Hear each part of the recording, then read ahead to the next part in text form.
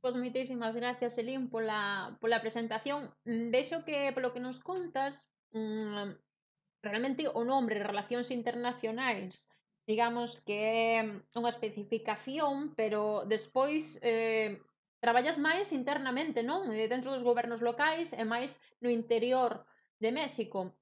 Unha persoa, por Sí, exemplo, así es.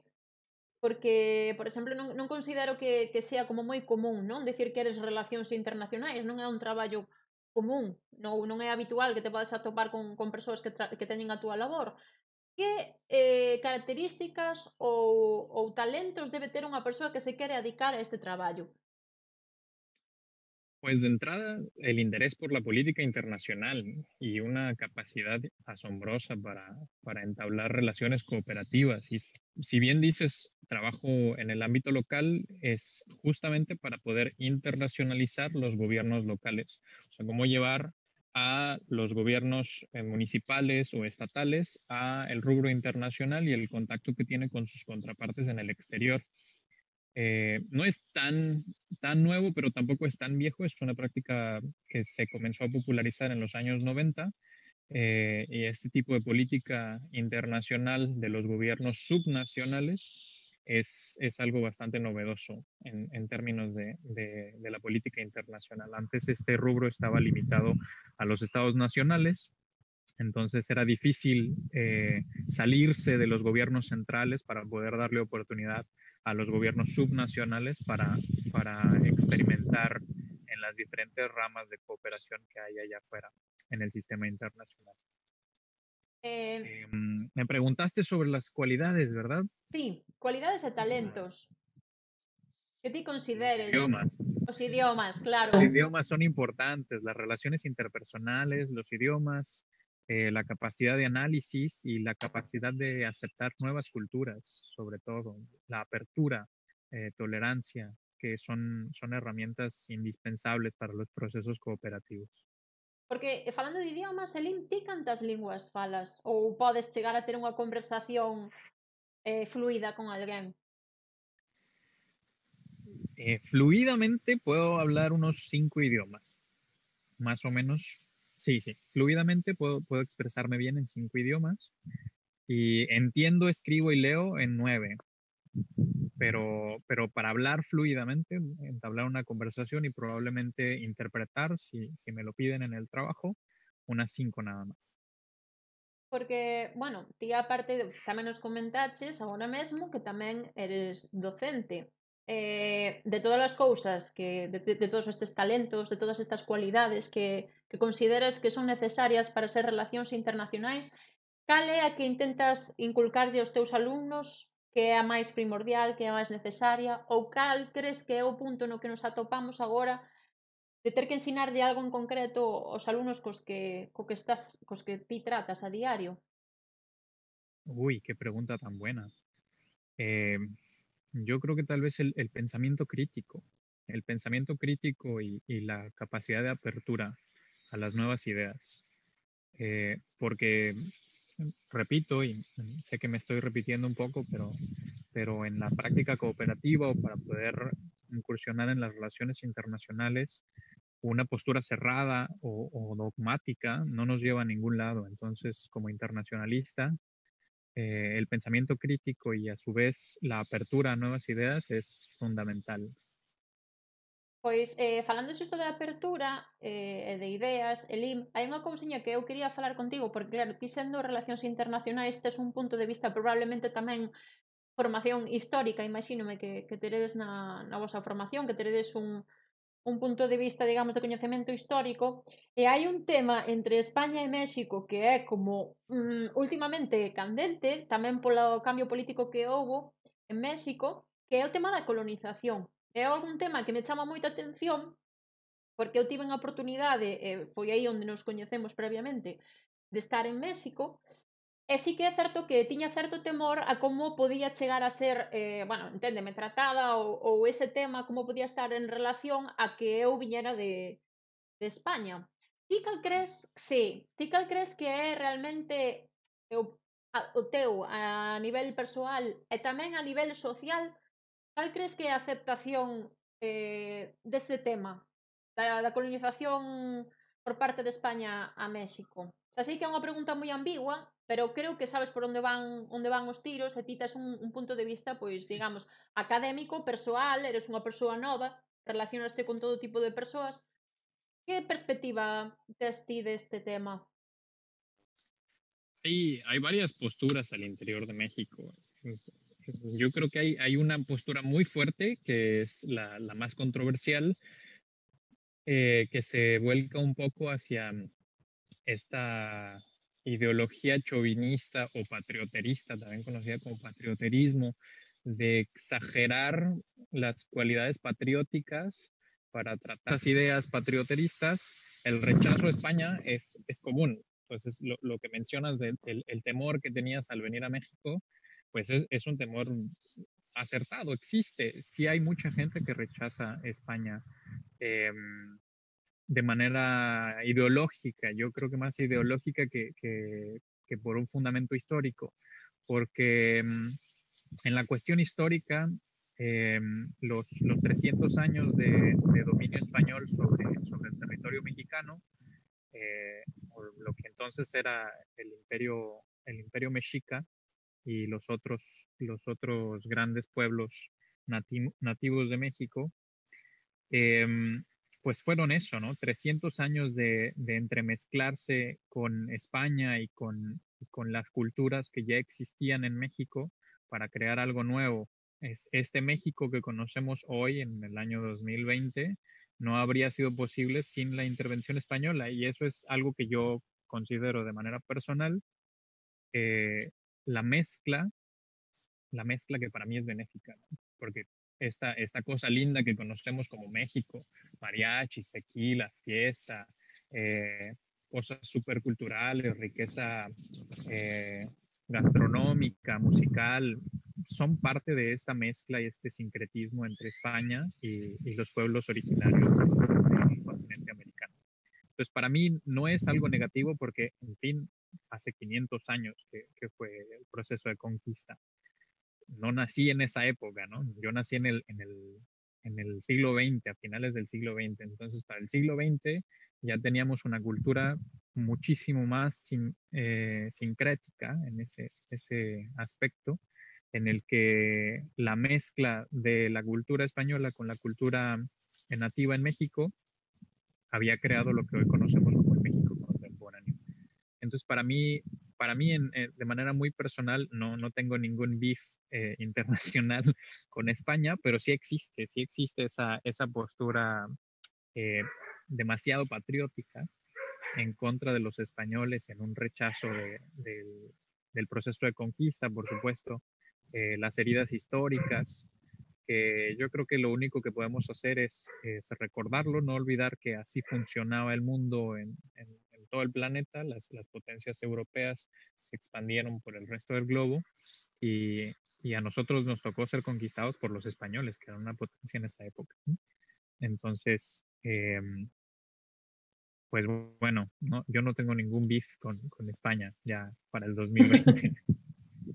É curioso esta perspectiva, isto que nos compartes, Elín, porque eu cando estiven aí, claro, isto xa fai, fai e non fai tanto, porque realmente foron que 5, 6 anos que estiven en México. Unha das cousas que me chamou a atención é que equivocadamente da idea que eu tiven, a miña experiencia foi positiva, incluso creo que un tanto exagerada, o feito de ser europea ou ser estranxeira, e tamén me chamou moita atención que hai como unha reivindicación turística da cultura mexicana, pero, por outro lado, sí que dende o meu punto de vista, isto é algo personal, creo que hai como certa negación a esa parte da cultura, por exemplo, en temas físicos, comerciais, en temas incluso, bueno, que digamos que persoas que se encontran en entornos en relación cos nativos mexicanos ou que son nativos mexicanos ou que teñen raíces de nativos mexicanos están como incluso máis marxinados que outras persoas que non o son. E iso, pois, pareciume unha dualidade un pouco chocante, non? Como exaltación bueno, pois da cultura maya e da cultura indíxena mexicana, que hai moitas, que non só é a maya digamos que é a máis coñecida, ainda que tampouco foi a maioritaria. E por outro Sí, lado, aquí donde estoy yo, sí. sí, aí onde estás ti, sí, pero en xeral foron os mexicas, se non me equivoco, non a maioría do territorio. Mexicas. Sí. Entón, pois, que me podes aportar sobre isto, Elin? Por que pensas que acontece isto? Y esa dualidad viene con los propios problemas de marginalidad que mencionas y de discriminación internalizada que tenemos los mexicanos, ¿no? Esa negación de lo indígena, al mismo tiempo que cuando estas personas que niegan lo indígena van a Europa, lo indígena es lo mejor que existe en el mundo y México y su riqueza cultural, sí, tenemos más de 60 pueblos originarios, cientos de lenguas nativas al interior de México que todavía se usan. Aquí en la península de Yucatán todavía se habla la lengua maya, varias variantes en toda la península, en Chiapas, en Yucatán, en Quintana Roo, en Tabasco y en parte de Campeche. Y se extiende un poco más hacia Sudamérica también, Guatemala, Belice, un poco en Honduras, pero son pueblos marginados al fin y al cabo por la sociedad mexicana que durante cientos de años, especialmente durante la época de la colonia española, se negaba las lenguas originarias por este proceso de homogeneidad que buscaba el imperio español y homogenizar la lengua, ¿no? Que es muchísimo más práctico para un imperio que todos hablen la misma lengua y no cientos de lenguas que tiene un país como México tan grande, tan vasto, con cientos de lenguas totalmente distintas unas de la otra y que no se entienden en lo más mínimo con el español. Nada más la lejanía que hay de la lengua maya con el español era insostenible para un imperio el tratar de moverse cuando la presencia cultural de la lengua era tan diversa y era tan complicada de aprender. Entonces, se entiende que el imperio español buscara exterminar la lengua y se entiende que los pobladores eh, nativos en México buscaran suprimirse a sí mismos y internalizar este proceso racista, porque es un proceso racista al fin y al cabo, de no querer hablar la lengua. Durante décadas, ya después de la revolución, perdón, de la independencia y luego de la revolución, cuando vino la guerra de castas aquí en la península de Yucatán, comenzó un proceso de reivindicación de la lengua maya, ¿no? Porque ahora sí, el español era visto como algo invasor y por tanto la lengua maya tenía que reivindicarse, hablarse cada vez más y los pobladores mayas buscaban, en el caso de los mayas, buscaban el promover el uso de su lengua, pero solo entre ellos. Entonces era difícil penetrar ese hermetismo de los pueblos originarios porque había muchas heridas históricas. Eh, Sin embargo, esto se extrapoló a la sociedad mexicana a través de los siglos, creando cierta división entre lo indígena y lo europeo. Entonces hay una gran parte de la sociedad mexicana que dice, no, yo soy hijo de españoles, yo soy de descendencia italiana, yo soy de descendencia árabe, y tenemos tantas raíces culturales en México y la que menos les gusta a este grupo poblacional que se separa de nuestros orígenes nativos es reconocernos indígenas. Entonces, México es un país profundamente racista. Hay muchísimo racismo en México y eso no lo podemos negar. Los estudios poblacionales en México indican que la gente se identifica menos indígena de lo que somos. O sea, decimos que somos menos indígenas de lo que realmente somos. Y eso es un severo problema para nuestra cuestión cultural. Sin embargo, en el exterior, eh, presumimos justamente esta característica de la indigeneidad, ¿no? Lo nativo, lo antiguo, lo maya, lo azteca, lo otomí, las, eh, las creaciones artísticas de los pueblos originarios mexicanos y nos sentimos muy orgullosos, ¿no? De que sean nombrados Patrimonio Inmaterial de la Humanidad y bla, pero al interior de México una persona de origen indígena es discriminada al entrar en un café, en un restaurante, por sus ropas. Yo he visto tristemente cómo discriminan, por ejemplo, a mi profesor de maya en la Universidad de Quintana Roo. Si googlean a mi profesor de maya, se llama Hilario Chi Canul. Él es un académico, filólogo, especialista en la lengua maya, que viene de un largo linaje ininterrumpido del pueblo maya, de un pueblito que se llama Naranjal Poniente, al sur de Quintana Roo. Y él viste siempre en ropas originarias.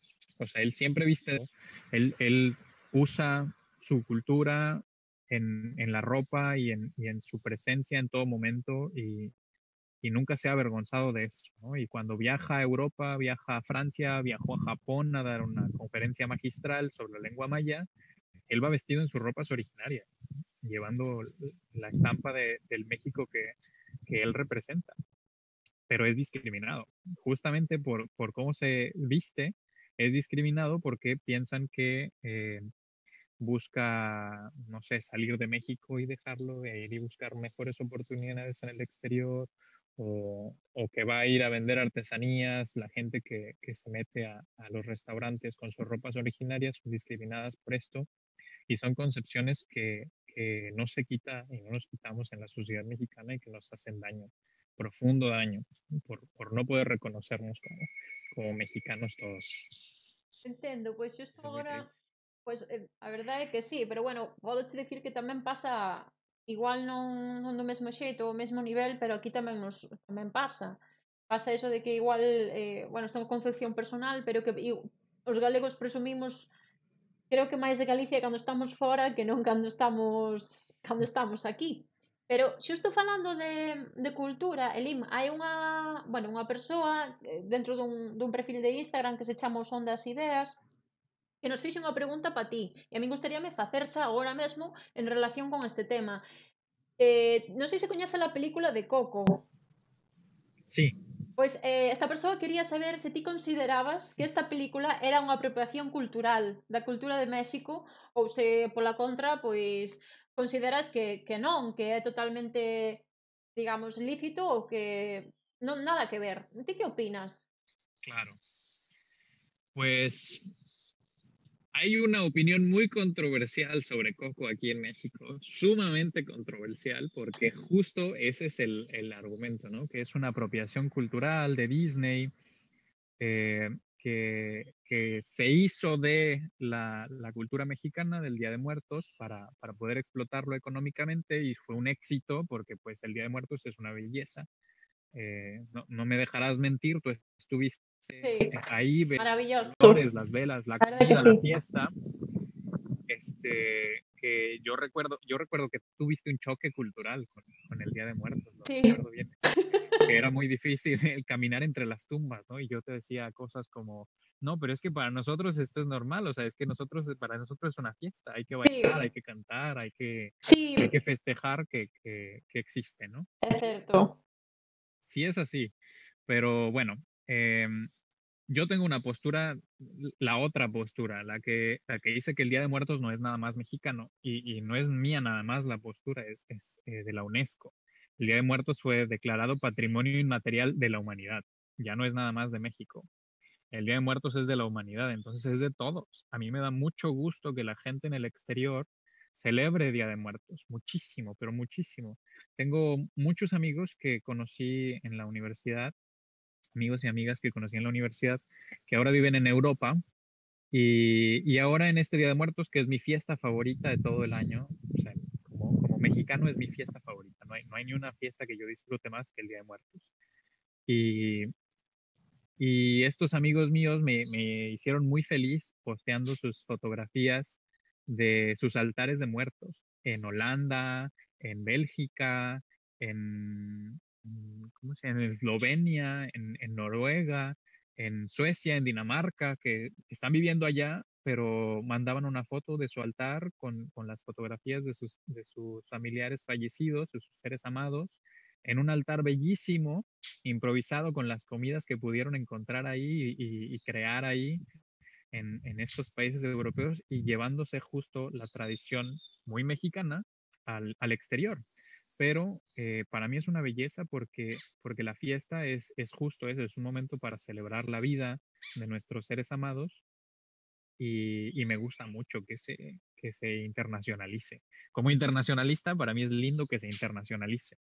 Recuerdo un programa que vi, una serie de Netflix, The Expanse, me parece que se llama. No, no era The Expanse, era Altered Carbon, carbón alterado, Ujú. eh, que trata sobre un futuro utópico, distópico, eh, y en el que aparece una detective mexicana, interpretada por la actriz Marta Higareda, y como ella es mexicana, hicieron que llevara su cultura justo a la pantalla chica de esta serie en el Día de Muertos. Y el Día de Muertos se celebra en el futuro, en el año, no sé, 2600, quién sabe, no me acuerdo bien el año, pero digamos en el año 2600, y celebraban el Día de Muertos en Nueva York. Y era una fiesta gigantesca.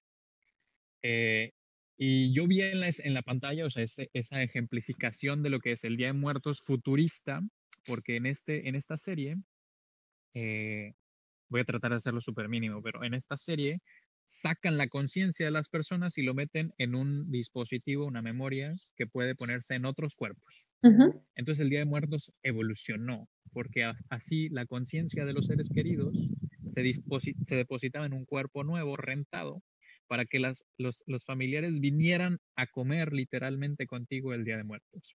Entonces para mí era como, wow, un mind blow de llevar al extremo el Día de Muertos, ¿no? Porque de eso se trata el Día de Muertos. Aquí en la península de Yucatán, justo de eso se trata, de comer con tus muertos. De hecho, la palabra en maya, o el término en maya para el Día de Muertos aquí es Hanal Pichán, la comida de los fallecidos o la comida de las almas.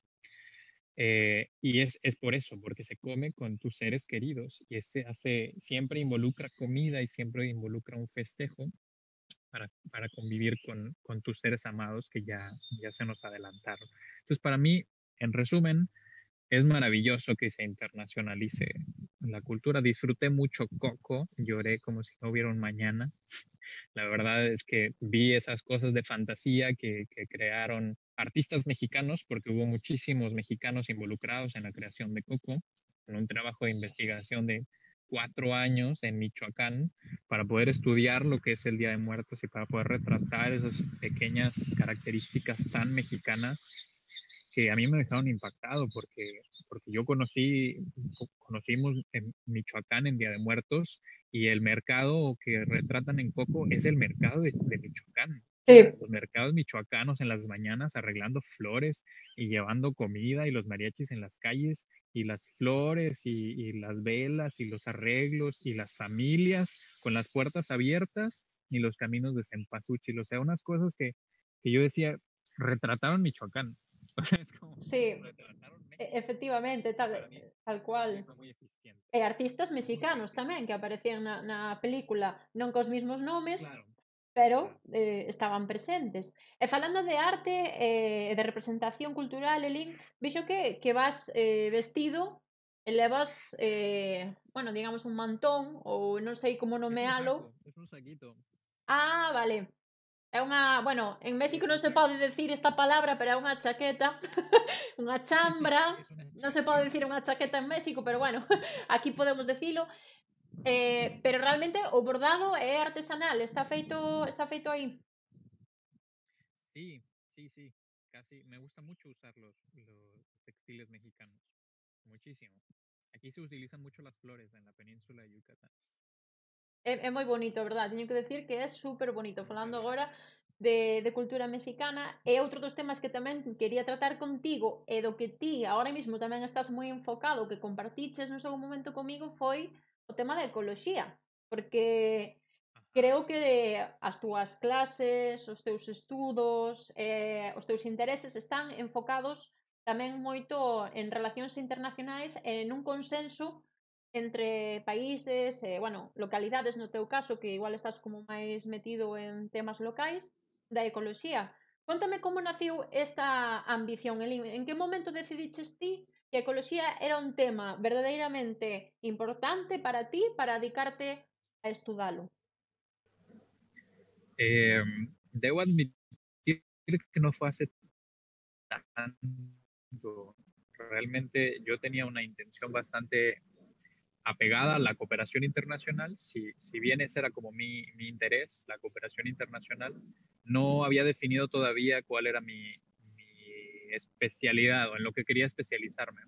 Pero cuando comencé a trabajar justamente para la Oficina de Asuntos Internacionales de aquí del gobierno del estado de Quintana Roo, una de las 5 agendas que abordamos era la promoción de la Agenda 2030 de Desarrollo Sostenible, que comenzó a implementarse en México en el 2016 después de haberla firmado en el 2015. Entonces, yo entré a trabajar a la oficina a principios del 2017. Entonces, una de las cosas que tenía que cumplir México era lograr implementar la Agenda 2030 en sus comités de seguimiento en todos los estados federados de México. Son 32 entidades federativas, 31 estados y una ciudad capital, una entidad capital, que ya no es nada más este Distrito Federal, ¿no? Cambió de Distrito Federal a Ciudad de México. Ahora es una entidad capital con su propia constitución. Súper interesante, por cierto. Pero bueno, el objetivo era traer la Agenda 2030 al resto de los estados de México y no que se quedara solo en el gobierno central mexicano. Entonces, cuando yo llegué al gobierno del estado de Quintana Roo, no había comité de seguimiento aquí en Quintana Roo. Y uno de mis grandes objetivos durante todo ese primer año fue lograr que se implementara el comité de seguimiento aquí en el estado de Quintana Roo. Entonces me tocó escribir el decreto de creación del comité de seguimiento para presentárselo al gobernador, que el gobernador lo revisara, su equipo de jurídicos revisaran el documento y lo pudieran mandar a su vez al Congreso y el Congreso estatal tenía que aceptarlo. Entonces también me tocó a mí ir a reunirme. Este es una anécdota muy graciosa porque es muy mexicana. Eh, yo viajé a la ciudad de Chetumal y fui al Congreso a buscar al presidente de la Gran Comisión, que son los encargados de recibir los documentos que les manda el gobernador como propuestas de decreto, ¿no? Y él tenía que aprobarlo en la Gran Comisión junto a otros diputados y senadores, pero no encontramos al presidente de la Gran Comisión porque estaba en una reunión que duró como 8 horas ese día. Entonces, durante todo el día no pudimos verlo y mi compañera de la oficina, mi jefe y yo, nos quedamos a esperar todo el día en Chetumal y nos llegó una notificación de un amigo que trabaja en el Congreso y nos dijo, el presidente de la Gran Comisión ya salió de su reunión y fue a cenar tacos. Entonces, si quieren ir a encontrarlo para hablarle del tema que traen pendiente, vayan a encontrarlo a la taquería. Entonces, cuando dicen que en México todo es con tacos, es verdad. Todo, hasta la política de alto nivel es con tacos. Entonces, fuimos a la taquería y nos sentamos a comer tacos con el presidente de la Gran Comisión, el señor Alamilla. Y, y entonces le planteamos la necesidad, ¿no? Le dijimos que existía ya un exhorto de parte del gobierno federal para crear las comisiones de seguimiento en, en los gobiernos estatales y él nos contestó, es que nosotros ya establecimos un comité de seguimiento en el Congreso. Y pues la respuesta era como, sí, en el Congreso, pero el gobierno del Estado tiene que tener su propio comité de seguimiento eh, con todo el grupo de trabajo del gobernador para darle seguimiento a la agenda e implementarla en el Plan Estatal de Desarrollo. Entonces, como que meterme tanto en la Agenda 2030 de Desarrollo Sostenible y tener que estudiar los ODS para arriba y para abajo y estar participando en todas las reuniones me fue despertando un interés cada vez mayor por la sostenibilidad y la ecología política. Entonces, ahí fue cuando decidí que mi camino iba a ser la ecología política internacional. Y por eso me metí a estudiar la maestría en Derechos Humanos. El máster en Derechos Humanos le estoy dando un enfoque precisamente sobre la defensa del derecho humano a un medio ambiente sano. Entonces, lo que trato de hacer es llevar mi licenciatura de Relaciones Internacionales, hacerlo pasar por los derechos humanos y la ecología política y luego ya finalizar en un doctorado en ecología política, que ese es el gran objetivo. Claro, porque realmente vas fiando, non? Como todos os teus coñecementos e enfocándote finalmente na ecoloxía. Despois de todo o que levas visto hasta agora, Elim, cal é o tema máis preocupante que consideras ti en torno á ecoloxía que está sucedendo agora en México? Cal é o problema, digamos, o top 10? Es muy difícil decir cuál es el gran problema ambiental. Por ahí teníamos un secretario de Medio Ambiente que era una persona muy competente, el doctor Víctor, Víctor Toledo, ya recordé, el doctor Víctor Toledo era nuestro primer secretario de Medio Ambiente, de la Secretaría de Medio Ambiente aquí en México. Y él es un ecólogo, justamente él es especialista en ecología política y es una figura en la Academia Mexicana de Ecología. Y teníamos grandes esperanzas, ¿no?, para la agenda ambiental en México. Tristemente, el doctor Víctor Toledo decidió renunciar este año a la Secretaría, argumentando que no podía desenvolverse como él quisiera al interior del gobierno federal. En pocas palabras, no le escuchaban por las necesidades del país. Entonces, yo estaba preocupado desde el inicio de la campaña de nuestro actual presidente, el licenciado Andrés Manuel López Obrador, porque la agenda ambiental no estaba en su discurso político, y el discurso es muy importante, muy, muy importante. Y digo, México tiene muchísimos problemas, pero en medio de una de las mayores crisis ambientales que ha enfrentado nuestra especie, me parece que la agenda ambiental no se puede dejar a un lado. Y menos mal, somos un país que tiene una larga tradición de firmar acuerdos internacionales para tratar de acercarnos cada vez más al estándar internacional. Así que firmamos todo. México siempre firma. Firmamos el Acuerdo de París, nos comprometimos con la Agenda 2030 y estamos obligados a cumplir con ella. Pero del dicho al hecho hay un largo trecho, ¿no? Dice el dicho. Sí. Y para poder llegar ahí, creo que son muchos los puntos.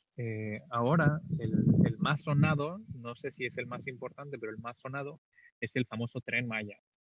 El famoso Tren Maya, que es una obra de infraestructura gigantesca que quiere implementar el gobierno del presidente. Es un tren que va a recorrer toda la península de Yucatán, por eso Tren Maya, para incentivar el crecimiento turístico. Sin embargo, el dinero necesario para implementar un proyecto de ese tamaño,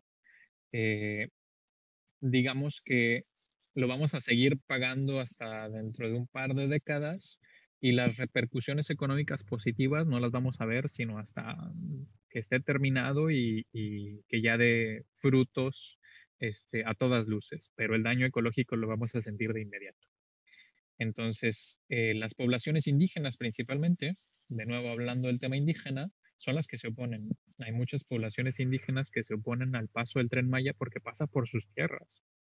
Entonces, muchas organizaciones de la sociedad civil aquí en México han estado denunciando el desplazamiento de pueblos originarios de sus tierras para poder abrirle paso al megaproyecto del Tren Maya. Y esto nos quita a los grandes defensores de la tierra. Los grandes defensores de la tierra son los pueblos originarios en México. ¿Quiénes mejores que ellos para defender su medio ambiente? Porque viven de ello, necesitan vivir de su tierra y lo han hecho durante generaciones. Entonces, el decirles ahora va a pasar un tren de alta tecnología enfrente de tu casa cambia por completo la manera en la que los pueblos originarios se adaptan. Y esto va de la mano de una problemática de incentivar el turismo de alto impacto. El turismo de alto impacto, que es uno de los grandes temas económicos de México, es devastador para el medio ambiente, devastador. Entonces, mientras más se incentiva el turismo de alto impacto, mayor riesgo hay de violaciones al derecho humano a un medio ambiente sano. Eso es lo que estoy argumentando en mi tesis, por ejemplo.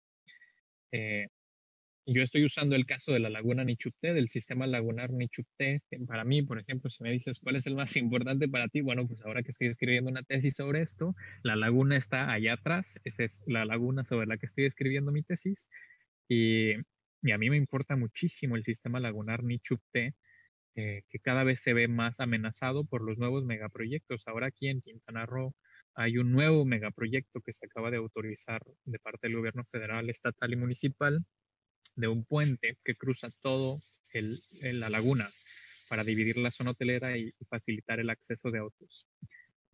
Pero va a pasar encima de la laguna. Entonces va a ser muy invasivo, va a ser profundamente invasivo para el sistema lagunar, para todas las especies que viven ahí. Y es uno de nuestros últimos bastiones ambientales, nuestros pulmones, generación de oxígeno a través de las especies de algas que viven en el sistema lagunar, además de ser el kindergarten de múltiples especies de fauna marítima de todos los ecosistemas costeros quintanarroenses. Eh, ya no se diga además de otras especies que viajan a través de las corrientes, que pasan por la laguna Nichupté para ganar un poco de madurez y regresan al mar para instalarse en los sistemas arrecifales que nos terminan protegiendo de los huracanes. Todo está tan conectado que para mí no lo puedo dejar fuera casi nada. Claro, e aparte, Hay muchos temas.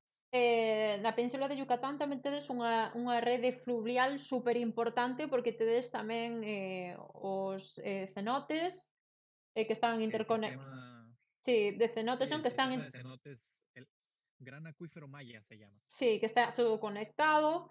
E despois tamén, falando de turismo, bueno, se lle preguntas a unha persoa que nunca estivo en México, Cancún é referente, porque falando de turismo de alto impacto, Cancún, digamos que é o ollo do huracán en México, non? No, este año fue terrible. Yo pasé aquí en esta casa todos los huracanes que nos pasa, creo que fueron 4 huracanes, Ujú. Gamma, Delta, Zeta y Eta, que se desvió al final, pero, pero aquí los pasamos, y menos mal no traían tanta agua porque si no nos hubieran destruido como Wilma. Yo también viví aquí Wilma, creo que fue el 2005, era muy pequeño todavía, pero viví aquí en Cancún, en Wilma. Entonces, la experiencia que tenemos con los huracanes es buena y terrible al mismo tiempo. No sabía si le íbamos a contar.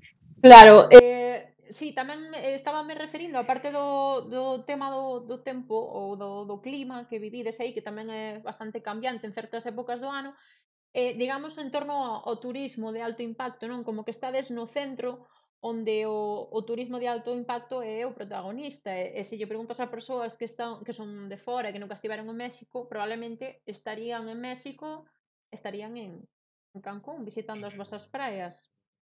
Eh, Ti realmente, dos anos que viviches hasta ahora aí, notaches ese cambio?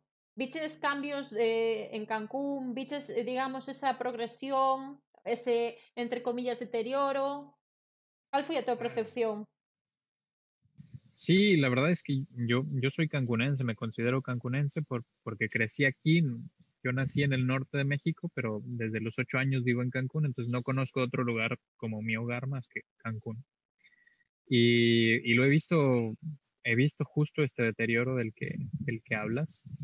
Ahora que lo estoy pensando, ¿sabes qué? Esa espina del ambientalismo ya venía desde que era adolescente, ¿eh? Porque recuerdo que hubo un presidente municipal que trató de hacer un megaparque en el Ombligo Verde, que es una zona protegida en medio de la ciudad. Es una selva en medio de la ciudad, que se llama Ombligo Verde, una zona natural protegida. Y quiso hacer un megaparque ahí, derrumbó un montón de árboles y ahí andaba yo manifestándome, salvemos al Ombligo Verde, con pancartas y todo, y las manifestaciones enfrente del Palacio Municipal. Pues ya desde entonces andaba de revoltoso tratando de salvar al planeta. Pero justo los pequeños pulmones que nos quedan en la ciudad son contados, son muy pocos. Realmente solo hay dos ojos verdes en Cancún, que es el Ombligo Verde, que se tuvo que recuperar por órdenes de jueces estatales y federales, le obligaron al gobierno municipal la restauración del Ombligo Verde, y el Parque Cabá, el Parque Ecológico Cabá, que es otra reserva. Y el sistema lagunar Nichupté no es una selva, pero es una laguna y tiene uno de los ecosistemas de manglar más importantes del norte de la península de Yucatán. Entonces, son nuestros ojos verdes, por así decirlo. No tenemos más. El resto todo es una plancha de asfalto y un montón de turismo que se ha ido expandiendo hacia las zonas en las que antes eran tierras vírgenes, ¿no? Ahora, por ejemplo, que mencionas el deterioro de Cancún, puedo pensar de inmediato en una zona conocida como Isla Blanca, que era nuestra última playa virgen en el municipio de Quintana Roo, y hace poco pasó a ser parte del municipio de Isla Mujeres, territorio del continente. Y las playas de Isla Blanca eran preciosas porque eran enormes porciones de tierra blanca, de arena blanca, pegada al mar, por supuesto, y con una laguna en medio. Entonces, haz de cuenta, imagínate un triángulo y en medio está la laguna y el resto es mar. Entonces, tú te parabas en la playa y atrás de ti estaba la laguna y tú ibas en una senda de arena de ensueño. Eso es Isla Blanca. Y ahora los hoteles, las grandes cadenas hoteleras se están expandiendo hacia el territorio de Isla Blanca y el gobierno del estado se enorgullece de decir que se han construido más de 30,000 nuevas habitaciones de hotel en la zona de Isla Blanca y Puerto Juárez. Entonces tú dices, bueno, genial para el turismo. Ahora pueden venir muchísimos más turistas. Tenemos mayor capacidad de recibir turismo, pero ¿y los ecosistemas costeros? Y los terrenos vírgenes que habían ahí ya no existen. Entonces, definitivamente hay un deterioro medioambiental que se puede ver ante el paso del turismo de alto impacto, y esto viene con una ideología de que los recursos naturales están ahí para explotarse. Están ahí para explotarse y que necesitan cumplir con las necesidades del pueblo que lo habita, más que aprender a convivir con los recursos naturales de la tierra que pisamos y de la cual vivimos. El otro punto triste es el falso ambientalismo, el falso eco-friendly, la falsa idea de un desarrollo sustentable en un turismo de alto impacto. Eso no se puede. No se puede ser ambientalista y al mismo tiempo apoyar un turismo de alto impacto. Es inconsistente. La cantidad de desperdicio, la cantidad de uso del agua, el desperdicio del agua, del desperdicio alimentario, de la producción de basura que viene con el turismo de alto impacto, deteriora los ecosistemas. Y para mí es muy importante seguir trabajando sobre esto, porque si no lo cambiamos de aquí al 2030, para el 2050, esta tierra que me vio crecer ya no va a existir. O sea, no vamos a tener más playas lindas que seguirle mostrando al mundo, no vamos a tener más oportunidades de que el Tren Maya pasee a nuestros turistas por tierras áridas, por playas barridas, donde el mar se comió la arena, en donde las selvas terminaron por derribarse para construir compendios turísticos. Entonces, es como intentar matar a la gallina de los huevos de oro. Y lo están haciendo rápidamente, muy, muy rápidamente. Eso es que me parece tan importante seguir luchando por lograr al menos un equilibrio básico entre estas dos cosas. Elim, a ti como trasladas esta información a toda esta ambición túa por mellorar ou manter o sistema natural e a ecoloxía nas túas clases? Como lle trasladas isto aos teus alumnos? Mis alumnos saben que en cuanto mencionan una nota periodística o alguna noticia de Naciones Unidas que implica el medio ambiente, toda nuestra clase se va a enfocar en hablar de conservación, de ecología política principalmente, y de las posibilidades de seguir luchando para implementar la Agenda 2030. Yo digo que mis clases son ese meme de chicas pesadas que están en el auto y le dice, ven, vamos a implementar la Agenda 2030, súbete. Ese soy yo. Estoy intentando lograrlo todo el tiempo. Entonces, a veces lo introduzco en los temarios. Tengo libre cátedra al fin y al cabo, ¿no? Como docente tengo libre cátedra y mientras siga con el temario y no me salga demasiado de los temas o logre adaptar los temas a la agenda ambiental, no hay ningún problema. Y la verdad es que no están separados. Usualmente imparto las clases de sistema internacional y cooperación internacional, que son mis materias teóricas. Y en eso pues es bastante sencillo el introducir los temas ambientales, porque en el sistema internacional hay órdenes internacionales y uno de los órdenes internacionales es la lucha para el desarrollo, ¿no? La cooperación para el desarrollo es un orden internacional en Naciones Unidas. Naciones Unidas es un orden internacional y por tanto forma parte de nuestra plantilla, forma parte de nuestro temario, lo tenemos que abordar y en algún momento tenemos que ver cooperación internacional para el desarrollo, tenemos que ver cooperación internacional para el desarrollo sostenible y la Agenda 2030 de Desarrollo Sostenible y los ODS. Entonces, cuando les dejo trabajos de investigación, por ejemplo, alguno de los temas, uno, dos de los 15 temas tal vez que planteamos es ambiental. Obligatoriamente alguno tiene que hablar del tema ambiental y terminamos abordándolo. Otra técnica que utilizo con mis alumnos en las otras materias que son más históricas, por ejemplo, doy la clase de Europa, eh, que así se llama la materia en la currícula. Bastante larga, ¿no? La materia. Sí, realmente habla debería llamarse Unión Europea, porque en realidad trata de la historia de la Unión Europea. Ah.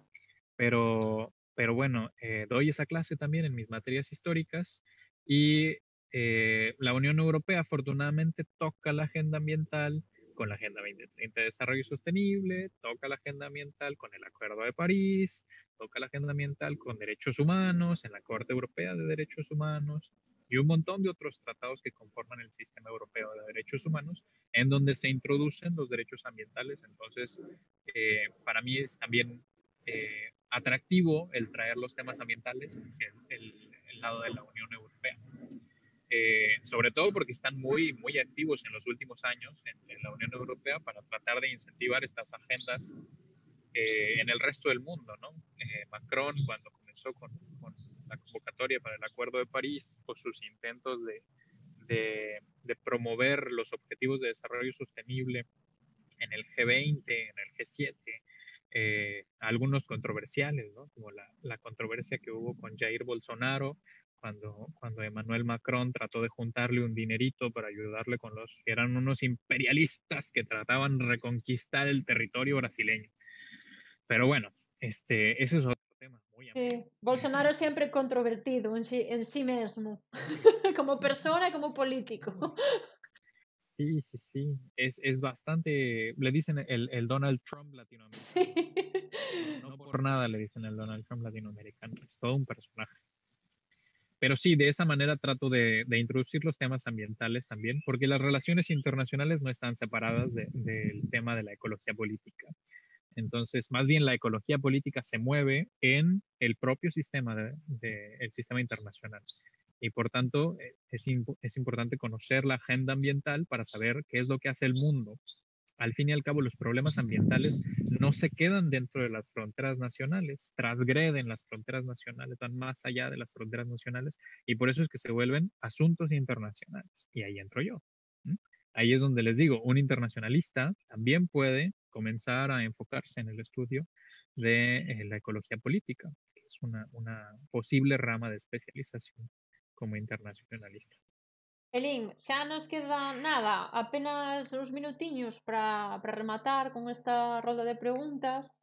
E antes de marchar, gustaríame pois, que nos aconsellaras, ti como profesional e como partícipe das relacións internacionais, algo que nos achegue ás relacións internacionais, un libro, unha película, un poema, un artículo, o que ti queiras. Sei que é moi difícil escoller unha cousa soa, pero algo que ti che lembre ou que recurras para nós achegarnos ao ámbito no que ti te moves. ¿Qué es lo que yo podría decir? Bueno, conozco muchos teóricos, pero son textos académicos difíciles de leer. É un académico que ti consideres, por exemplo, un xornalista ou un académico que ti consideres piar fundamental das relacións internacionais, pode ser en México ou non ten por qué ser mexicano, como ti prefiras, por suposto. Te voy a recomendar uno internacional y uno nacional. El internacional va a ser Immanuel Wallerstein. Y Manuel Wallerstein es autor de una de las teorías de las relaciones internacionales, conocida como la teoría del sistema mundo. Y él tiene un libro de 80 páginas, que es una introducción a la teoría, al análisis del sistema mundo. Es uno de mis libros favoritos de relaciones internacionales. Está escrito para el público en general, no es lenguaje meramente académico, porque esa es la introducción. En realidad, él tiene una cadena de 13 libros que murió antes de terminar toda la saga de su planteamiento teórico, pero ese primer libro, la introducción al análisis del sistema mundo, son 80 páginas que nos permiten visualizar lo que son las relaciones internacionales porque nos introduce al pensamiento sistémico. Las relaciones internacionales estudian la realidad internacional y esta realidad internacional se mueve dentro de un sistema internacional. Entonces, por eso es tan importante teóricos como Wallerstein. Y aquí en México les recomendaría también a un teórico mexicano que se llama Rafael Velázquez.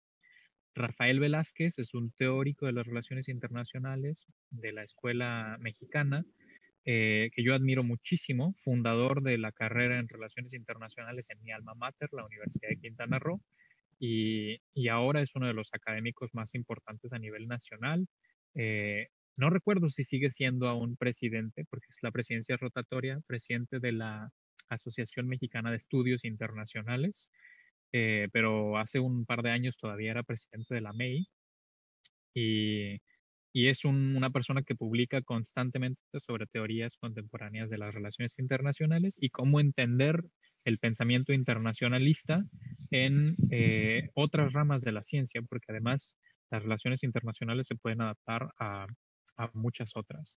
Y tal vez un pilón, que también es un académico mexicano, no tan pilón, no lo puedo decir como pilón porque es uno de los grandes que estoy citando en mi tesis, es el doctor Anaya, ¿cómo se llama?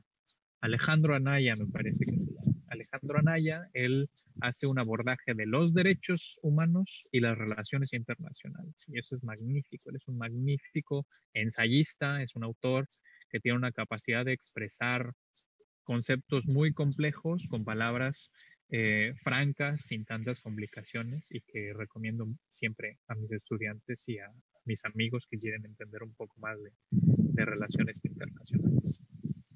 Pois moitísimas gracias, Elín,